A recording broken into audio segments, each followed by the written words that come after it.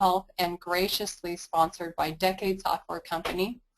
Today we have a really exciting presentation from the Yolo County Flood Control and Water Conservation District, implementing real-time remote monitoring for integrated water resource management. So just to introduce myself and go over some ground rules just at the beginning of this presentation, I'm Leslie Linbo, Yolo County Director of Environmental Health and Chair of the CCDEH IT and Data Management Committee. Today we have Tim O'Halloran, General Manager of Yolo County Flood Control and Water Conservation District. Also with us today we have Jill Chaw from Decade Software Company. Daryl Booth is also with us. And later on I'll be going over the continuing education information for you. So just to go over some ground rules, when you signed up today, you should have seen a window like this to join the meeting. It's really important to join the meeting correctly if you're seeking continuing education units. So you should have seen a window like this where you can put in your name. In order to receive continuing education units, you do need to put your name in this window. And it should look like that. If you're experiencing technical difficulties, we have Errol from Decade Software in the background ready to take your questions. Please take a moment to write down this number in case you experience technical difficulties later on in the presentation. And now I will introduce Tim O'Halloran, who will be providing the presentation of implementing real-time remote monitoring for integrated water resource management. But before I introduce him, I do want to give you just a little bit of background about remote monitoring so that we can connect that to what we do every day. If you use a Fitbit, if you track your miles, if you run, or if you ride a bike, you use remote monitoring. You're using telemetry, and it's with us every day, and many things that we use. In our work, you may have heard of septic systems where the septic tank can alarm if it's starting to overflow. That uses remote monitoring technology. Also, some restaurants or hospitals may use refrigerators that alarm if the temperature goes above a certain level. That's using this kind of technology. So I've even seen public swimming pools where the system will alert the operator if the chemicals become out of balance. So it's something that's with us now. You may have seen it in the field, and there's so many applications for how we might use it in the future. So I hope you enjoy this presentation today on how this technology is used for monitoring our water resources. So now I'll introduce Tim O'Halloran, and he's sitting here next to me, so I'm going to scoot out of the way, and Tim's going to come into the camera view.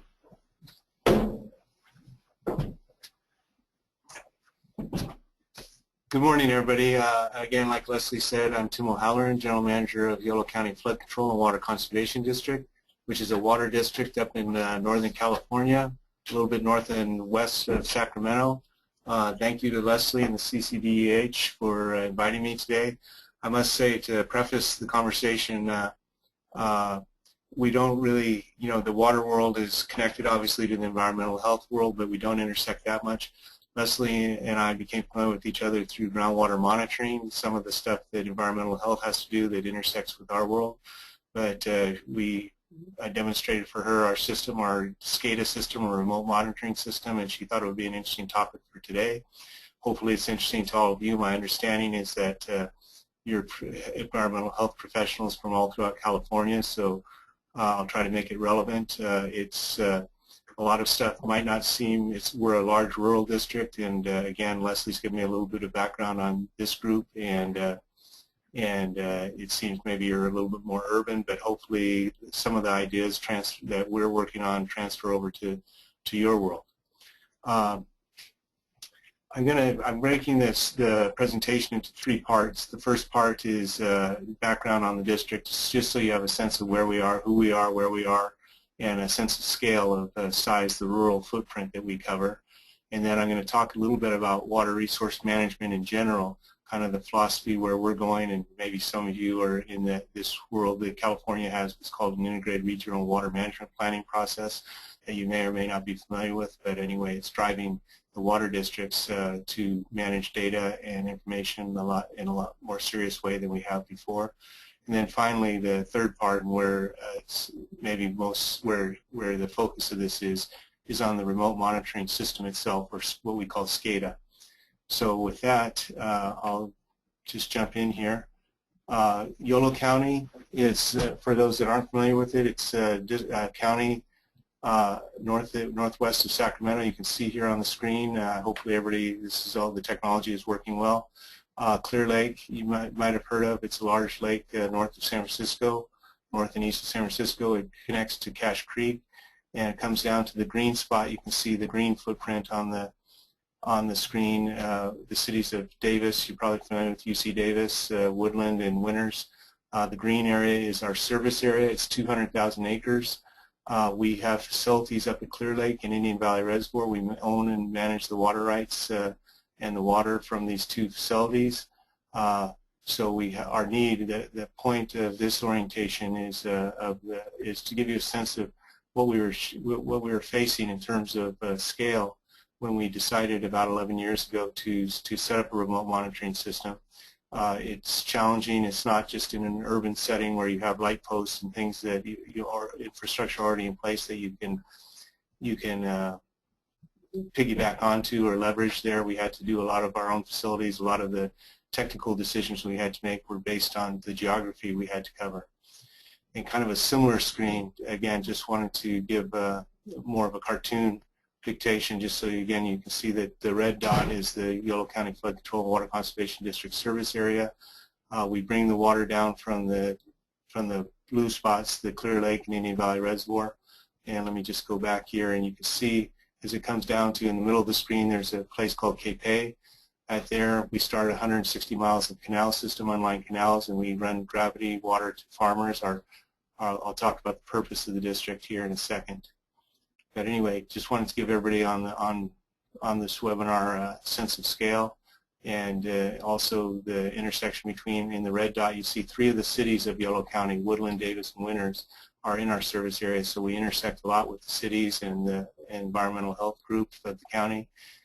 West Sacramento is the 4th city in Yolo County, and that's outside our service area.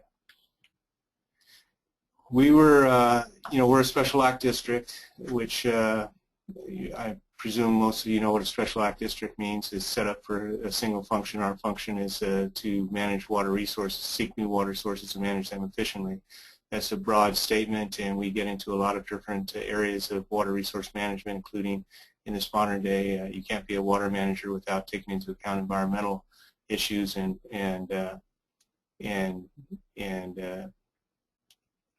environmental issues.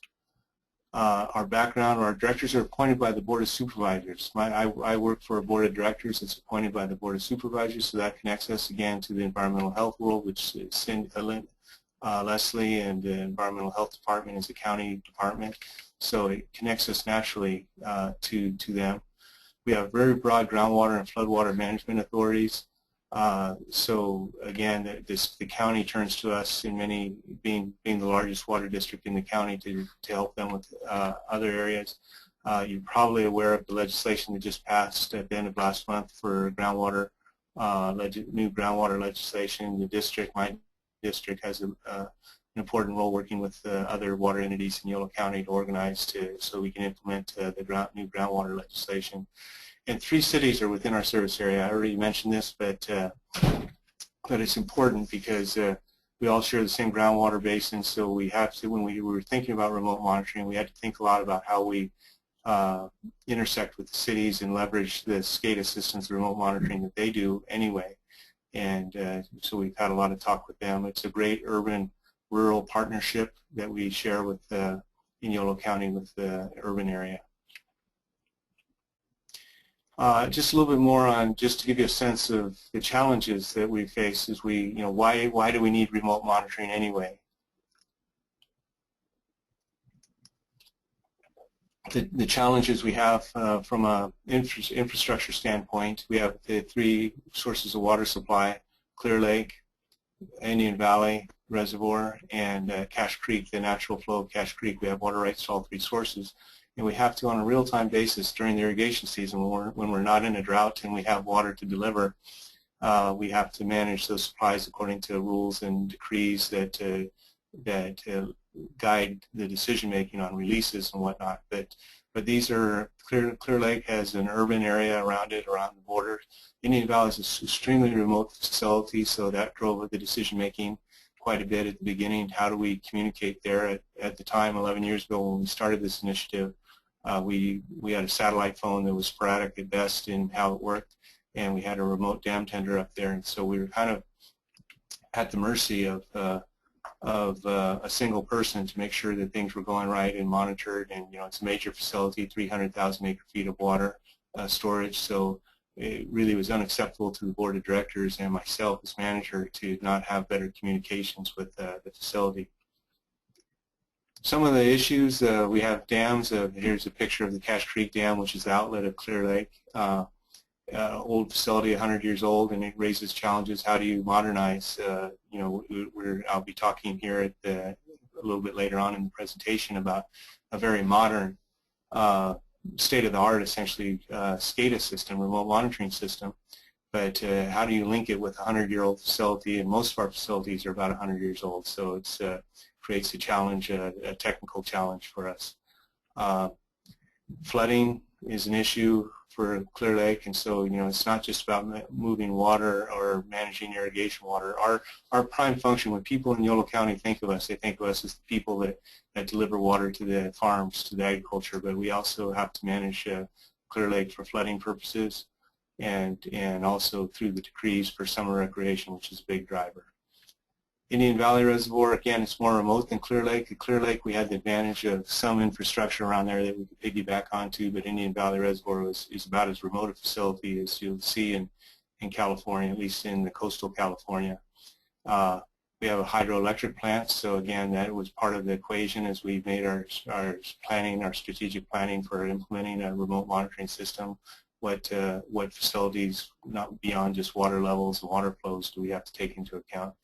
And we also have a campground, a recreation there that has come into play, and it's been the remote monitoring. We didn't really do the remote monitoring for managing campground at all, but it's been very beneficial for helping us in emergency situations even. The water that's stored in the lakes comes downstream. 60 miles downstream, flowing from west to east, is our what we call the Cape Dam. You can see the picture on the top. If you look closely, again another one of these 100-year-old facilities, but it was modernized 20 years ago with it looks like a big inner tube, linear inner tube running along the top of the dam, and that was retrofitted in about 1993. And so again, just an example of another piece of infrastructure that we hook into our SCADA, our remote monitoring, and we measure air pressure, and we inflate that at the beginning of the irrigation season and deflate it when we get into the bottom picture, flood flows. So we have cameras, real-time video cameras. Again, I'll talk more about the system itself, the remote monitoring system itself, but that's another thing we wanted, the ability to be able to see real-time what's happening. Cache Creek, which is the outlet from Clear Lake, is a very, what we call a flashy stream. It goes from the zero flow in the top picture, where the inflatable dam is, that's during the irrigation season, where essentially the flow becomes very minimal, to it can go up to 63,000 cubic foot per second in a matter of days with a big rainstorm in the winter. So again, we have to, when we're designing our system, we've had to keep in mind the range of flows, the range of parameters that we were going to be monitoring. And just another view of the Cache Creek coming down from the top. The map here, Google Map, is orientated. Usually maps are orientated towards the north. Here, Cape and Winters are heading. You're looking west, but the water comes out of the Coast Range from Clear Lake down to Cape and out to the Sacramento River past Woodland. But again, that inflatable dam, when we click it with which we can do from anywhere in the world with our system. We inflate the dam, and it starts pushing water, we start delivering water through 160 miles of unlined canals. Again, with each of these lines, these light blue lines here represents a canal or a sub-canal, a lateral, what we call. And they all have old structures on it. We're in the process of modernizing the whole system, not just through remote monitoring, but through automatic gates and other sensors. And so this, again, and this is one of the unlined canals here. You can see those people that are in Southern California probably aren't used to unlined canals and vegetation along the creek bank, but we've embraced the environmental ethic of trying to recreate a riparian habitat along a man-made system, our canal system, to replace, to act as a surrogate for some of the lost vegetation, lost environmental resources that we've had in California as we've grown. But again, I gave that background on the district to just so you have a sense of the scale of when we started off. When you start planning a remote system or any sort of system, you have to ask, what do you have and what are we trying to accomplish? So that's just by way of background on the district. I want to move now into kind of so that's the infrastructure, that's the reality that we face. Right now, the question is, what are we facing in the future? And as we plan our remote monitoring system, we try to take into account future needs too. In fact, a big part of our process has been envisioning, not just the past, what can we do better that we're doing today, but what issues and resource issues are going to be facing us in the future. And you're probably familiar with it. It's a big part of any water district manager's world, but what's called the integrated regional water management planning process, which in our case, in most cases, it covers 5 areas: water supply and drought preparedness, water quality, storm drainage and flood control, aquatic ecosystem enhancement, and recreation. Kind of within those 5 broad areas, there's of course many particulars and many thoughts, but that's how we've organized our thinking and what's driving our planning process. As part of that planning process, we have what we call foundational actions, or actions that inform other actions. In other words, in the planning process, a lot of times you think of a project, a water treatment plant or a recycling facility, but there's certain basic information, the basic science, if you will, that informs all of those projects. And we struggled as a group here in Yolo County with how do we keep from having to reinvent the wheel, or every project go out and hire consultants to organize data for us, and it just seemed like we were spending a lot of money and doing a lot of repetitive work. So we created this idea called the foundational action, groundwater monitoring as examples: groundwater monitoring, surface water monitoring, subsidence monitoring, groundwater modeling, climate change models. All these things that then feed into, if one of our member agencies, one of the organizations in Yolo County that's doing water resource planning needs that information, they come to the Water Resource Information Database, the second bullet from the bottom, which is where all the information goes to. And then the SCADA system, which I'll be talking about, that SCADA is an acronym that I'll describe later, but it's I always use the term remote monitoring for those people that, since SCADA is a little bit arcane. But the SCADA, the remote monitoring system, feeds into that database, and so it's really more than about just planning the issue itself, but it's about how you organize yourself. Again, we're all too poor and too busy to not be effective with our information management. So this is again a way that we've approached it here in Yolo County. Just an example, going back here, the groundwater monitoring, and by the way, I've got with me here today Max Stevenson from my staff, who's the assistant manager who's in charge of the groundwater monitoring program, but also if there's technical questions, I'm giving the broad vision, if you will, and the strategy of the remote monitoring system, but Max is more familiar with some of the technical details if at the end when we have the question and answer part, if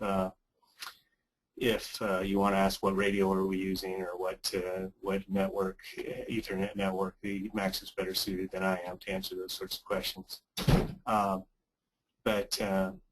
But here is an outline of Yolo County, the outline in black of Yolo County, and all the little dots there represents groundwater monitoring wells. And hopefully this intersects with the environmental health world, where my understanding from Leslie is you're all in charge of permitting and well permitting.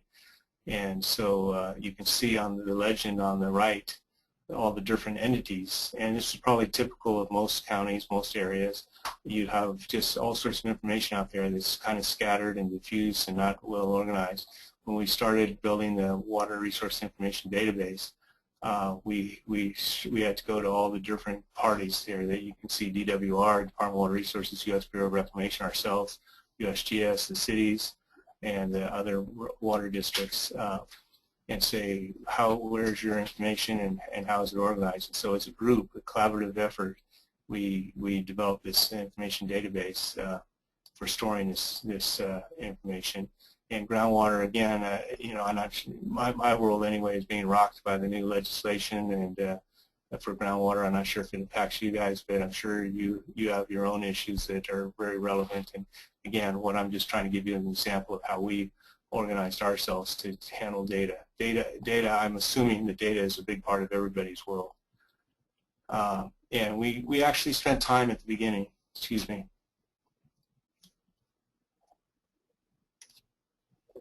We spent time at the beginning of this process thinking about what it means to manage information, and not just from a database. Usually when you say information management, first off, I start rolling backwards in the head. But second off, people immediately go to a database and technical, how do we store this data or that? But we tried to take a broader view of information management and say, what does it mean? And we had kind of three principles. One, that we are as water managers, and I worked on this with other water managers in the Sacramento Valley, that we're resource managers. We're not just about delivering water from point A to B, but we're really about the environment and efficiency. And so it broadened our way of thinking. And we also recognize that data management, information management involves building credibility. You don't have anything in this world if you don't have credibility. And one way to have credibility is to, when the public comes in and asks for certain information or something, if you have to go back into a file and go into a warehouse and pull a box of paper out from 50 years ago and search through it, you don't have much credibility in this world. So we felt that having an efficient information management system would increase our credibility. And understanding the data, having data is one thing, but understanding it's another thing. And how many of us have all received a report and printed it out and never read it? So you got to spend the time and understand the data, and that establishes the credibility that makes our world go around. Okay, so I gave the background, the physical background of the district, kind of some of our needs, the scale, the geography that we're involved in, and then kind of the planning effort, the resource management, and the reason for having a data information system. And now I'm going to talk this last part of the presentation about the remote monitoring system itself. And SCADA is the term, the technical term, the industry term we use, which is an acronym for Supervisory Control and Data Acquisition. It's a common term. It's a broad term. There's all sorts of packages, SCADA packages out there, hundreds of them. There's a whole world of SCADA. I'm sure many of you are involved in it. But we have selected one, and for better or for worse, we're going with it, and I'm going to talk about that here now. But the basic components of the SCADA system are remote monitoring. I'm going to just use the term remote monitoring because my sense is most people that invokes an image that's more understandable to people than SCADA. But remote terminal unit, the brains of the computer, of the system, and I'll talk about each of these three components in more detail, but just the three components are a remote terminal unit that collects information out in the field, a central database server, that's where you interface with it. It's the brains of the spaceship, if you will, and the network communication, the telemetry, the radio system that connects the central database server to the remote terminal units. And each of these have specific questions or strategies involved with them, and specifics, and I'll talk about those. But as we started down the road, we had some key strategic decisions to make. the first one I faced was, and I came from a world, I'd already been involved with 2 previous water districts that installed SCADA systems, so it was very obvious to me that any modern water district needed to, for credibility's sake, for operations sake, for efficiency's sake, for budget's sake, needed a system like this. But when you're coming into a district that's operated for over 100 years with gravity flow and a system of operations that's based on essentially staff knowing from previous staff how to manage boards in very simple ways.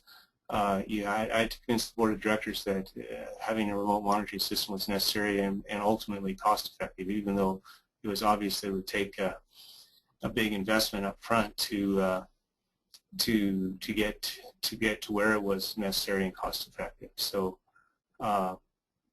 that was the first key strategic decision, and just the punchline on that is I kind of tippy-toed into it.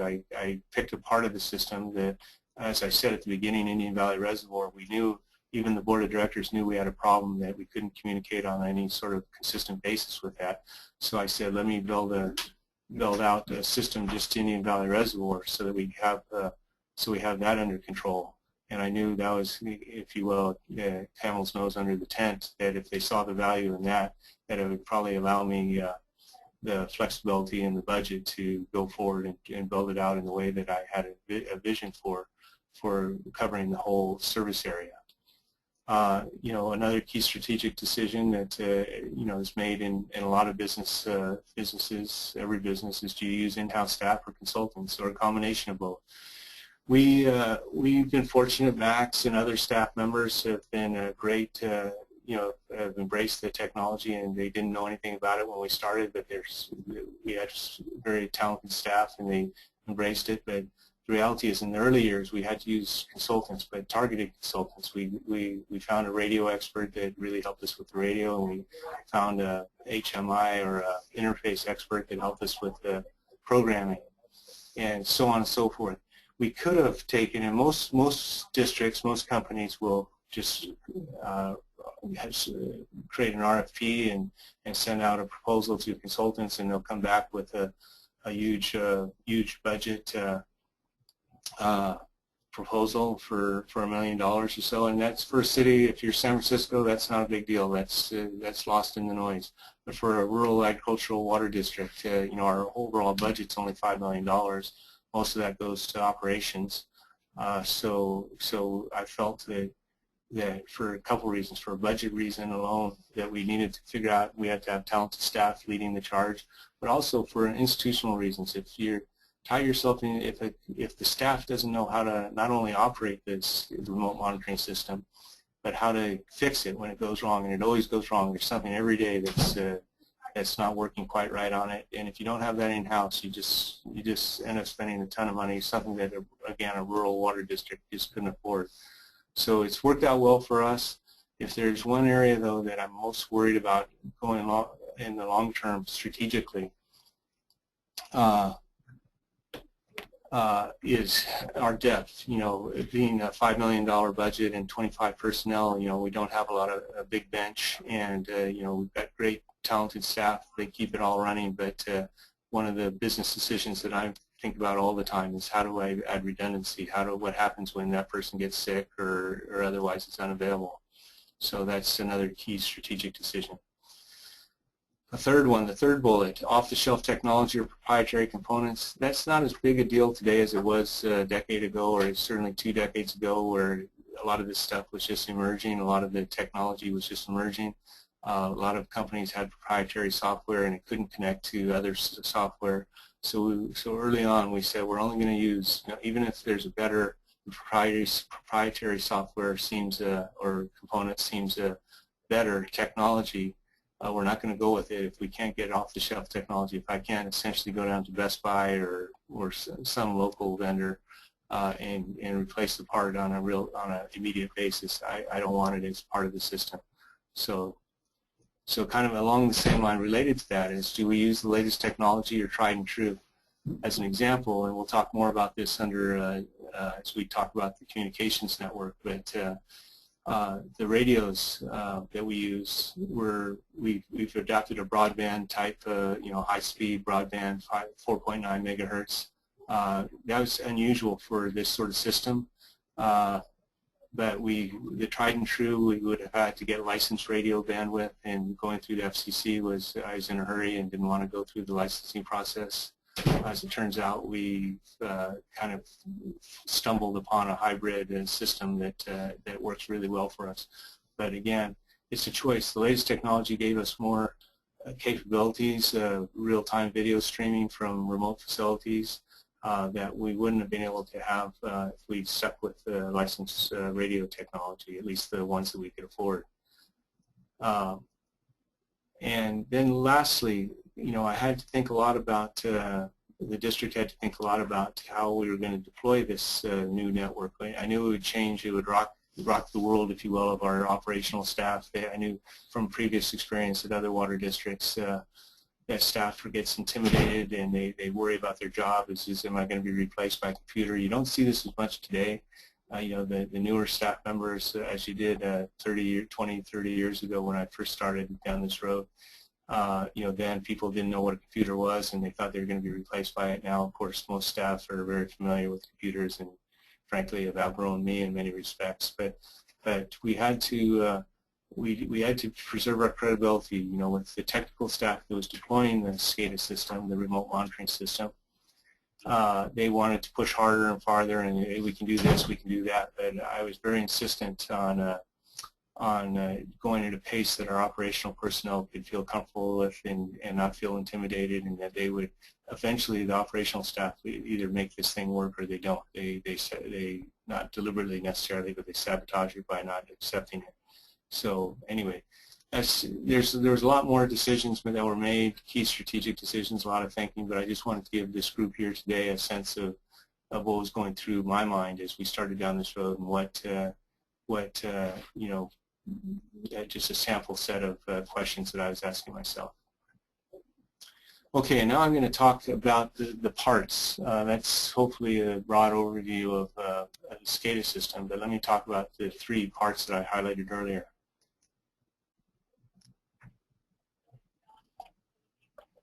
The remote terminal unit is, and I've got some pictures here, I'll show it. It's again, if you're not familiar with the term, it doesn't really mean anything to you, but it's a remote site built to monitor and or control something. And we'll talk about some of those somethings either. But in our case, just to keep it simple, let's think of water flow. A water district needs to know where its water is and how much is flowing at any given time.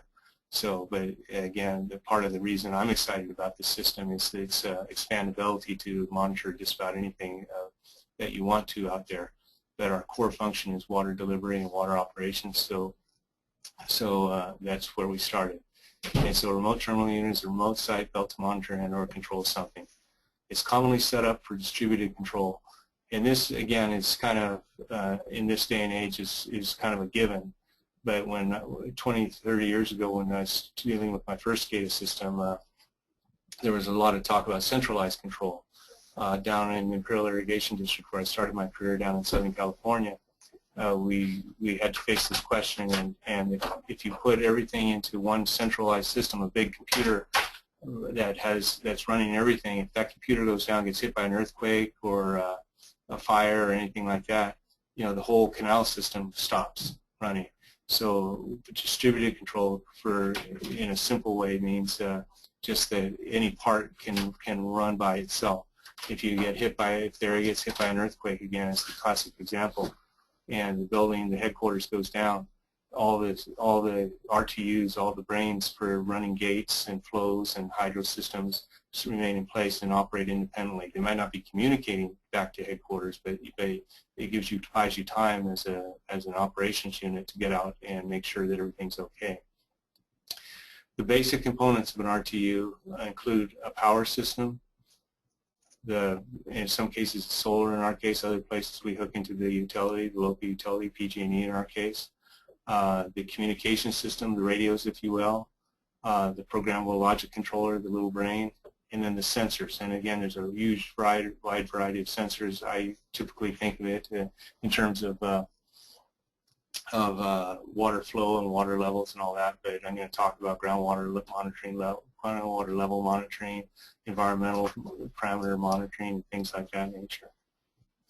But here's an example, a picture of a RTU, and I believe they can see my cursor here. You go up to the top, that's a radio connected to a tower up on the hill behind here that then shoots the signal back to the headquarters where we operate, connects to the internet. So I believe I mentioned it, but if I didn't, it's essentially in lay terms a Wi-Fi based system, a broadband system that connects to the internet. We can operate the system from anywhere in the world. We do have protocol. Let me back up a second and say our protocol that because we operate hydro facilities and critical public use infrastructure, we have to, since 9/11, there's been very serious regulations put on, so we have password control and VPNs and all sorts of security so that so people can't get in there. And of course, as everybody in the world realizes, every professional realizes, security is meant, there's always somebody trying to break into your system somehow, from somewhere. But what it does, it gives us the ability to operate the system and monitor from essentially anywhere in the world. And we have, just as staff has gone on trips, we give them the ability to test it from Europe and things like that, and so it's proven itself. But anyway, again, the cursor up near the top, the radio communication coming down to the battery, to the solar panel here that's powering. This is a remote site measuring the water flow in the canal here. Is near the head of our system. So it's the only power supply here is the solar panel. We're blessed, of course, in California with plenty of solar power. During the winter, when it gets cloudy, we're not operating the water system, but we've designed a battery inside the case here, the case that's on the pole, some backup batteries, so we can, and we have software that tells it to go to sleep if it's not running water, so that it preserves the power supply. And I noticed here, this isn't typical to every RTU, but if you follow the cursor up here, there's a little air temperature sensor. So we're measuring air temperature through there, and we connect that to the water temperature, so we can look at water temperature versus air temperature and see, for environmental purposes, for fishery purposes, what the difference is. So again, but the core components, the radio, the power, solar panel, and the brains, the computer that, what I call it, programmable logic controller, the PLC, is in this box here. So and all this hooks back to our headquarters in Woodland, California. But if Woodland, California gets hit by a fire, if our headquarters burns down, this keeps operating out here. It has a certain amount of time that it keeps the storage, the data storage, so we can go back in time and once we get back, recover from our disaster, we can get back up online and recover the data so we don't lose any gap. Kind of just a fun little story here. This pole that, again, we're kind of a poor boy water district, so we're always looking for ways to save money. The pole, this antenna pole that we've hung all the components onto, is a Caltrans. If you drive around the highway system these days, you don't see many telephone. It used to be there'd be a telephone box every mile or a couple miles or every so often on the highways, and Caltrans, but now everybody's got cell phones, so Caltrans just pulled out literally thousands, tens of thousands, I suppose, of these poles, and they had them in a big yard in Alameda or somewhere. And so we went and essentially for pennies on the dollar got these poles that used to be Caltrans telephone box poles, and so we've utilized those in our system. Here's this is another picture of the same thing. It's a little different angle, though I thought it would serve. It also serves a different purpose. This is a groundwater well here, an abandoned well, but we use it for monitoring purposes, groundwater level monitoring purposes. But again, you see the components, the radio up at the top, the solar panel, the power supply coming down the pole itself, going down to the PLC or the programmable logic controller, or simply put, the brains, the computer system that collects the data, and then this. I lost my cursor here. There we go. Then this power conduit going down here, it goes to the sensor down in the well, and the sensor's at the bottom, maybe 200 feet down in the ground, that's pulling level information back to the PLC, which then is supplied by the by the solar panel power system, goes to the radio, and the radio takes it back to headquarters. So anyway, that's the basics of an RTU. Here's a picture of the inside of the box, the programmable logic controller. It's, you know, again, if you want it Ethernet based, so it connects to the internet. It's all very standard technology. Here's a sensor. This is one type of sensor. I'm going to show a series of pictures here of different applications of the sensors. I mentioned the groundwater level sensor, pressure transducer essentially down at the bottom. Here's a flow meter, a mag meter it's called. It's a flow meter that's hooked up to a delivery point on our system. Gates, I mentioned earlier that we're modernizing the system, going from a 100-year-old system to these modern gates that maintain water flow and water level. So this hooks in. Again, I seem to be losing my cursor here. The cursor about the middle of the page, right to the left of the big cabinet, is a sensor that's measuring the water level going down. That comes back, and there's a pole. You can't see the pole, but the radio is off on the left side here.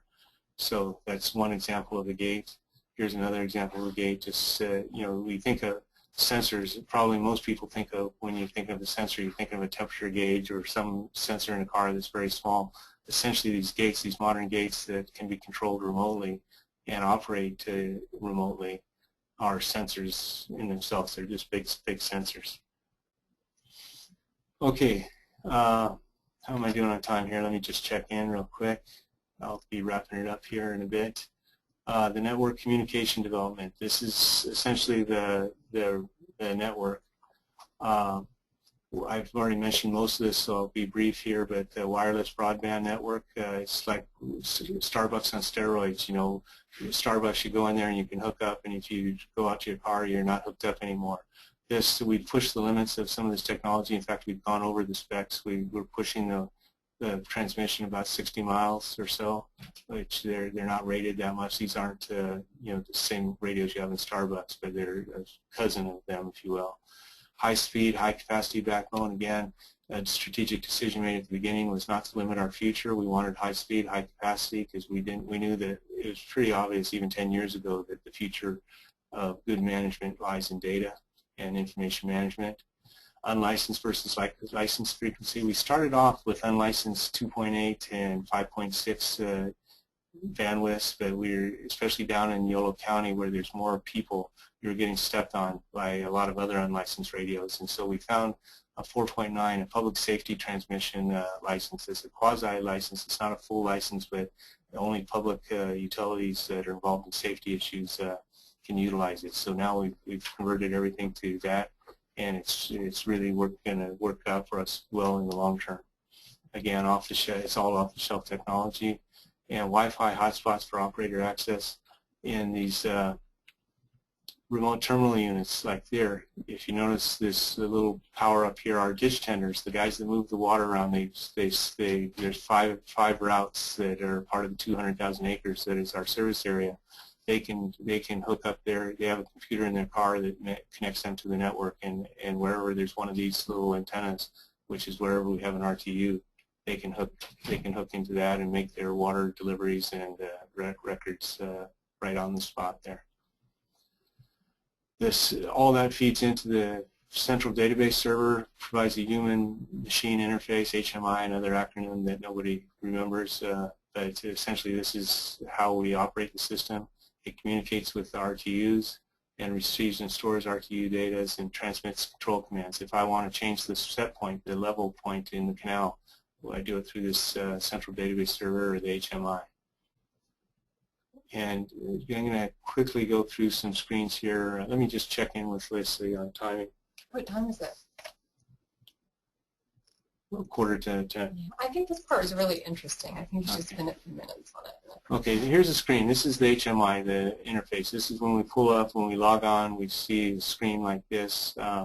This is the main system. Again, going back to this very first graphs pictures I showed of the system. This is a schematic of it, and you know, there's these little different dots: magenta, green, blue dots, and they each represent a different level of technology. But when you click on one of those dots, I just clicked on under Indian Valley Reservoir.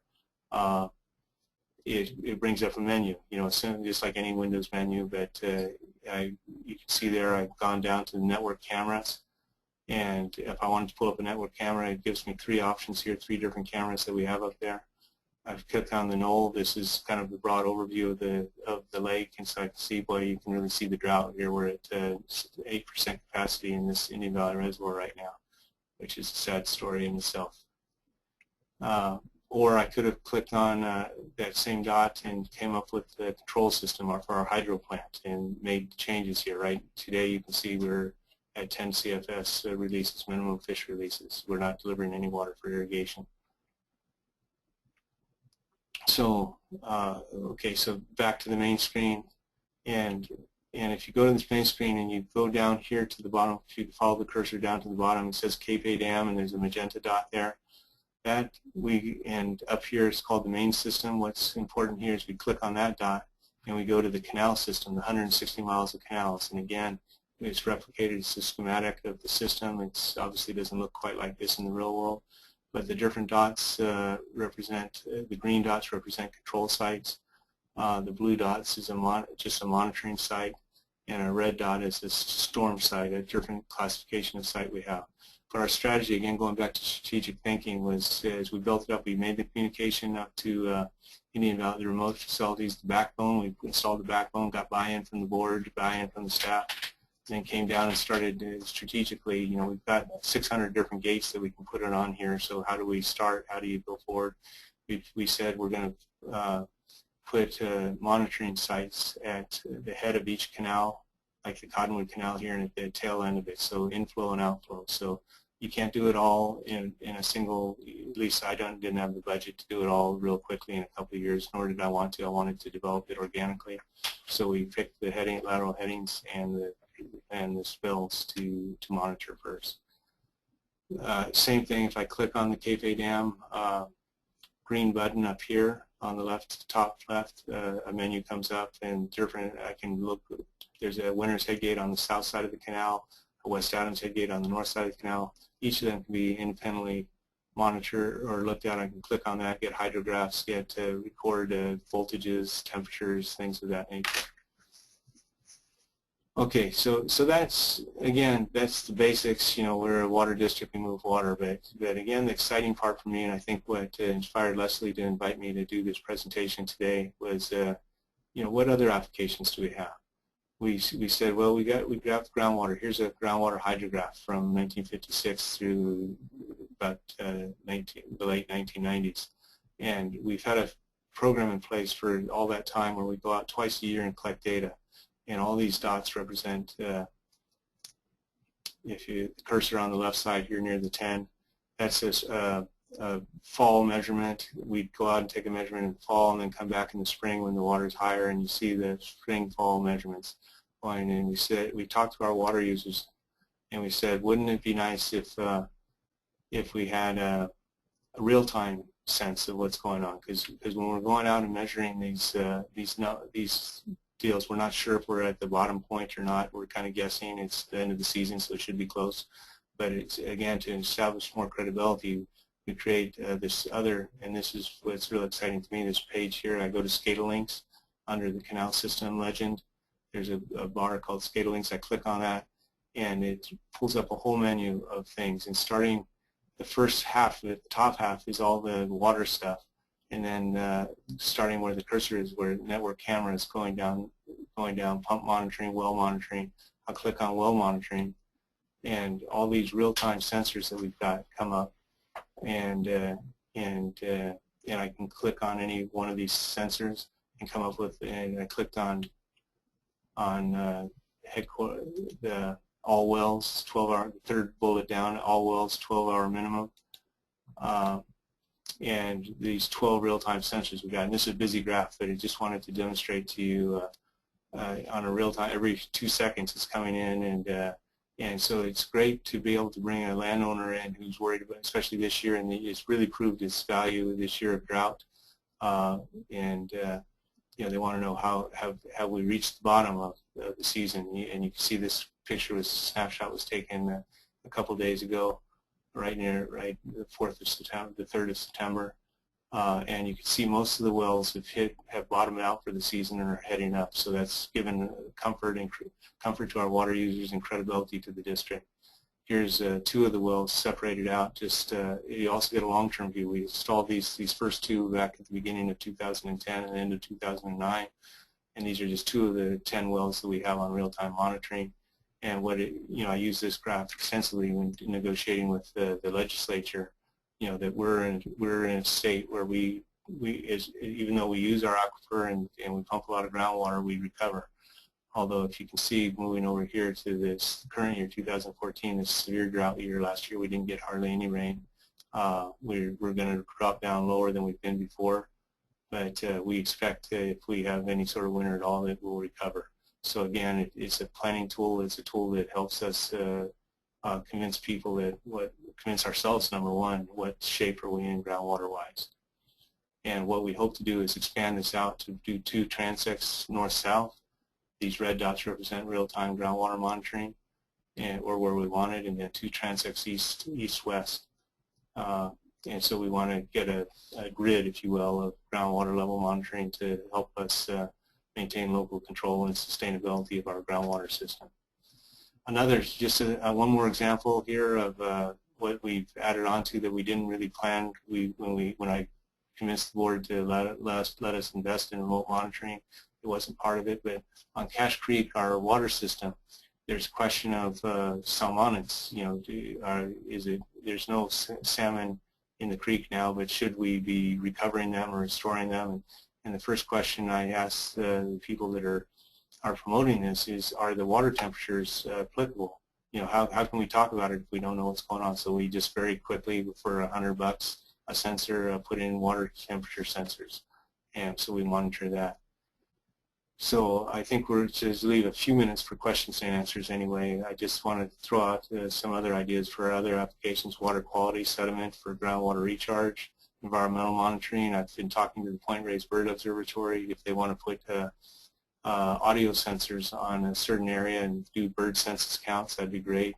VoIP, Voice over Internet Protocol, again, we've changed it. It's all part of our basic internet system that we have for the communications.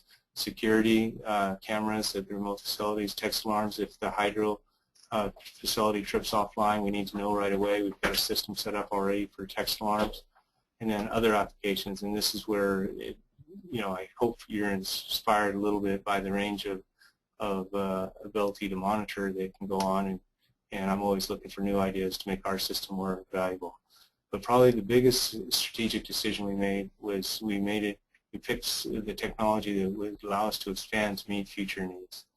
So with that, I'm going to turn it back to Leslie, and hopefully you benefited from this presentation. I certainly appreciate the opportunity, Leslie. Thank you, Tim. Okay, I'll scoot back over here into the camera view. So thank you, Tim.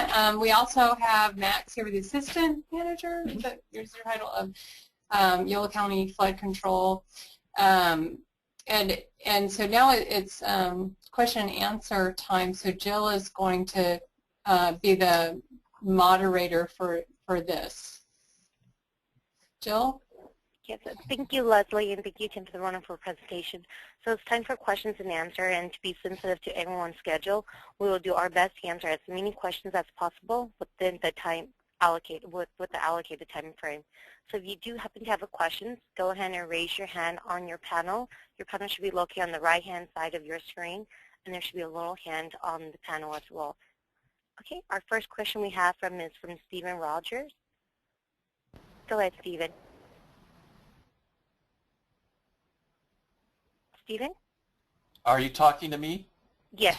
Okay, I was going to ask, my last name's Rhodes. Rhodes.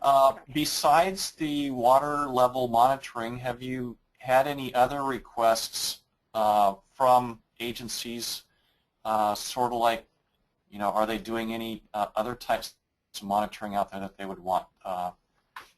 Maybe like septic systems, soil water levels, shallow groundwater levels, things like that.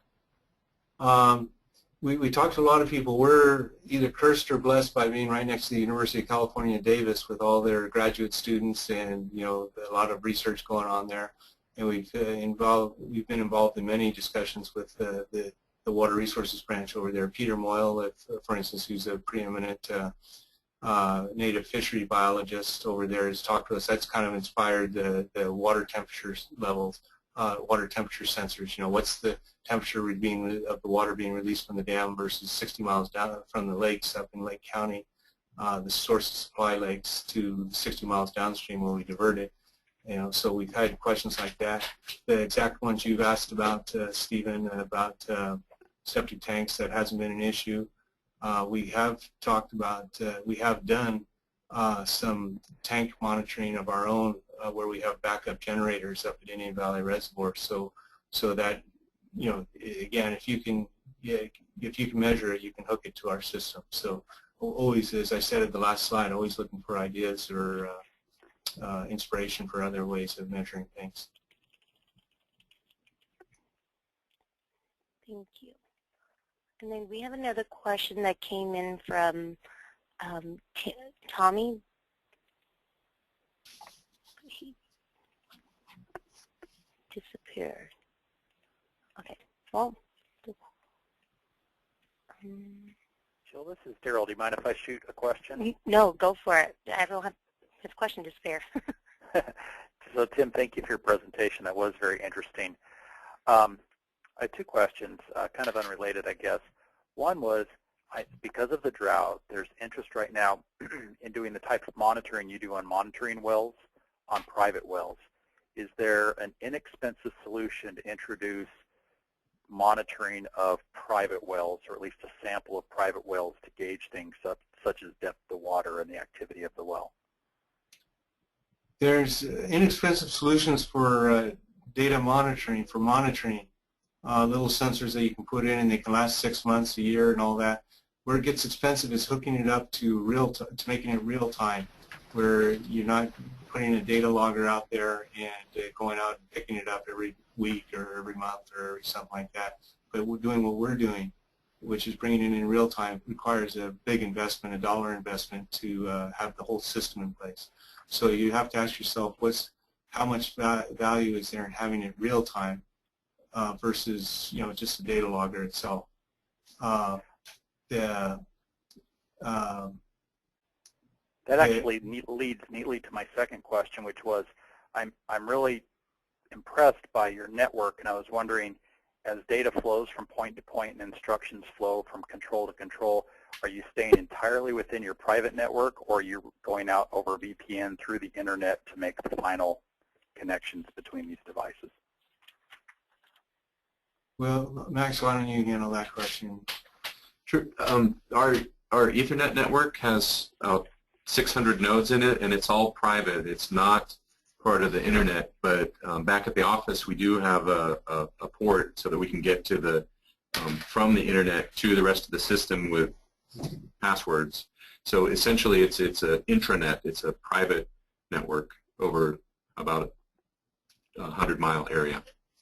It raises I'd like to add to that just something that we've struggled with a lot here. It's really valuable. It's a very powerful tool. Real time, I was also going to add to your previous question.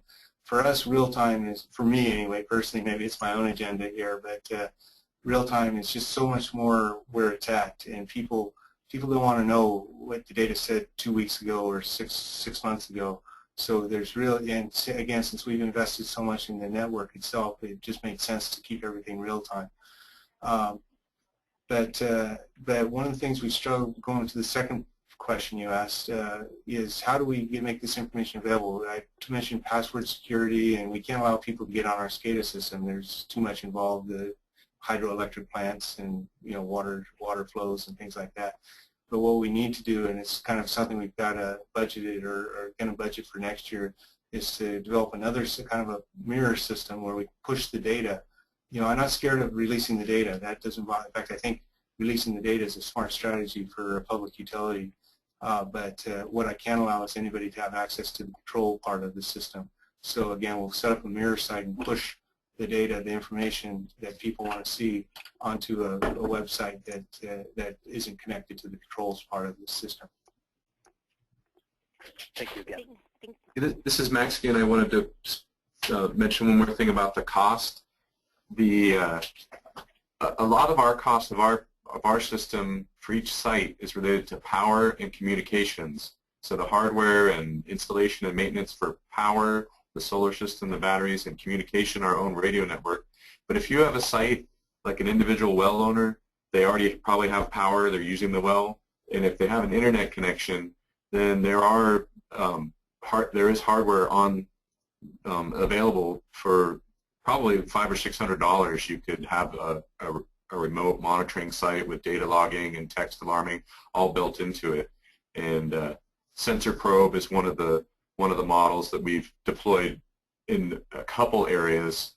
They're more of a consumer grade product than an industrial product, but certainly for data, not for control, but for data acquisition, sensor probe. That if you search for sensor probe brand data loggers, that'll open up a whole world of different sensors of that type. That is, if you don't have power issues or communication issues, you can just hook into the internet and you have power available. You can get away with some pretty cheap solutions. Thank you, guys. Thank you, everyone. That's all the time we have for questions and answers. Go ahead, Leslie, go over the CEUs. Okay. Okay, thanks everyone. For continuing education, for those interested in continuing education units, please go to ccdeh.com. There's a $25 fee that you can pay online. There's also there'll be some challenge questions, so to make sure you're paying attention today, that you'll need to take the quiz. But whether you are seeking continuing education credit hours or not, we would really like to hear your feedback. The Data Summit is a really important part of all of the education that's provided through CCDEH and other resources for our profession, and we just want to know how we can make this better and more valuable for you, so we'd like to hear your feedback. That evaluation form is on ccdeh.com. For those of you who may know someone who would be interested in this seminar today but was not able to make it, this webinar was recorded and will be available on ccdeh.com. Again, your feedback is valuable. Please fill out the feedback form on ccdeh.com. And thank you. Thanks to everyone that was with us today with CCDEH and Decade Software. This ends our Data Summit for 2014. I hope you will join us next year for next year's Data Summit. Thank you and goodbye.